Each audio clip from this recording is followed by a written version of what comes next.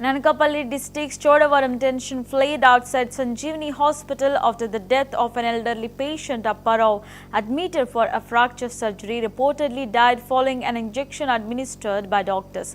His son alleged medical negligence, claiming the injection triggered a heart stroke that led to his death. Relatives staged a protest outside the hospital demanding justice, accusing doctors of carelessness. Police intervened to pacify the agitated family members and restore order. The incident has sparked local outrage with calls for accountability and a thorough investigation into the circumstances surrounding the patient's death. మా అమ్మగారు మా అక్కగారు ముగ్గురు కలిపి ఉండి నేను 11:30 అయింది. మా అన్నయ్యని మా అమ్మని మా అక్కని మా అన్నయ్య తమ్ముడాన్ని మా అన్నయ్య అన్నాడు అన్ని తమ్ముడు వెళ్ళిపోరైతే నేను కల్లా పొద్దున్నే చదివి అన్నాను. సరే అండి అన్నీ వెళ్ళిపోయి ఆ రాత్రి మొత్తం ఒక్కసారి కూడా డాక్టర్ వాళ్ళు చూడండి ఏ పద్ధతి ఇలా పీకేసుకోవడం ఆపరేషన్ చేసాడు ప్లేట్లు వేసాడు అన్నీ చేసామంటే మీకు ఇబ్బంది ఏం లేదు, మీకు మీ పేషెంట్ మీకు అప్పచెప్పు తెల్లారి దగ్గర మీరు ఇబ్బంది పడి కాలు కదలకుండా చూసుకోండి మీరు అని చెప్పారు. కాలు కదలకుండా తీసుకుంటే మేము కాలు కదలకుండానే తీసుకోండి. తెల్లవారి దాకా మంచానికి బాటిల్ ఎక్కితో ఈ మంచాన్ని కట్టుకొని కూడా అతను కదలకుండా కాలు కట్టుకొని ఈ తాళి ఒక చెయ్యొప్పుడు ఒక కాలుపులు బుర్రోగులు ఇచ్చెక్కిపోయినా సరే 3 సార్లు సిస్టర్ దగ్గరికి వచ్చి అడిగిన రాత్రి వస్తే ఆ సిస్టర్ పాప వచ్చి చాలా ఇబ్బంది ఆ పాప కూడా ఏం నిలగా ఉంటుంది, ఇబ్బంది పడకండి తెల్లవారు ఇబ్బంది పడలేదు, మీ తాతగారు నిలగా ఉంటారు కదా అన్నారు. అన్ని తర్వాత అయినా సరే ఊపట తెల్లారిపోయింది, వాంతులు మొదలైపోయింది. చచ్చిపోయినందుకు కూతుర్ని రెండో కూతుర్ని 2:30కి నిన్న మంగళవారం మధ్యాహ్నం 2:30కి రూమ్కి తీసుకెళ్ళారు. సాయంత్రం 6:30 లోపల రూమ్కి తీసుకొచ్చారు.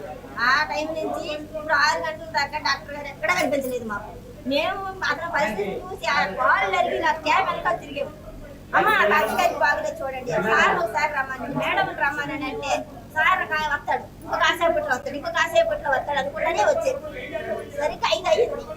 మొత్తం మేడం వచ్చింది, వచ్చి చూసి ఆవిడ ఇళ్ళలో కొట్టింది. ఆయన సోయేమీ లేదు, చూసి ఇద్దరు బాగానే ఉన్నారు, మీకంతా కొత్తగా ఉంది అన్నది అని పైకి వెళ్ళిపోయి మరి మా తమ్ముడిని నన్ను రమ్మంది. మేము వెళ్ళాం.